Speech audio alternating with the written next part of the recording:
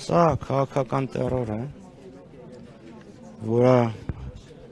հաջորդեց Նիկոլ Փաշինյանի Ստամբուլ գնալուն եւ Էրդողանի հետ հանդիպմանը, որի մասին որևէ մեկս տեղեկություն չունենք, ինչ է քննարկվել։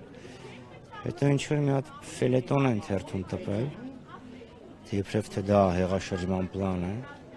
եւ հիմա առավոտյան մենք տեսնում ենք այս բռնապետությունը, քաղաքական տերորը քաղաքական անդիմադիրների նկատմամբ եւ այս ամեն ինչի հիմնավորում են ժողովրդի կամքով։ Մեզ ժողովուրդ ընտրել, հետեւաբար ով անդիմանում է մեզ, անդիմանում է ժողովրդին։ Հիշեցնեմ, որ ընտրություններին իրենք խոստացել էին Շուշի եւ Հադրութի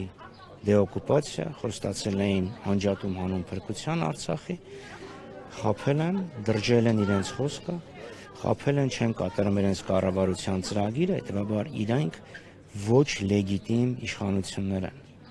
Եվ ժողովուրդը իրավունք ունի պահանջել ժողովրդի իշխանության վերականգնում։ Սա է իրականությունը։ Առավոտվանից հրապարակվեց ինչ-որ ձայնագրություններ, քննչական կոմիտեն տարածեց հայտարարություն, դրանցում որևէ հիմք անցակազմ դուք տեսնում եք։ Ես չեմ տեսել, ես ինչ-որ բան լսել եմ եւ այդ ինչ-որ լսել եմ բացարձակապես հեղաշրջման հարց չկա։ Այսինքն քաղաքացիները իրենք իրավունք ունեն իրենց դժգոհությունը արտահայտեն։ Բայց ելի եմ ասում, սա քաղաքական տերոր է, անմիջապես Նիկոլ Փաշինյանի հրահանգի ենթարկումը, հիշում եք, սաղիթ կբռնեմ, կփակեմ։ Եվ հիմա ինչ-որ նախաքննչական նյութեր հանկարծ հայտնվում են ԿՊԱ-ականների մոտ, հրապարակում են մարդիկ։ Ես կարծեմ քննչականը պիտի գնա Հայաստանի Հանրապետության բարձրական իշխանության ներկայացուցիչների մոտ եւ փորձի հասկանա, թե նախաքննական նյութերը ինչպես են հայտնվել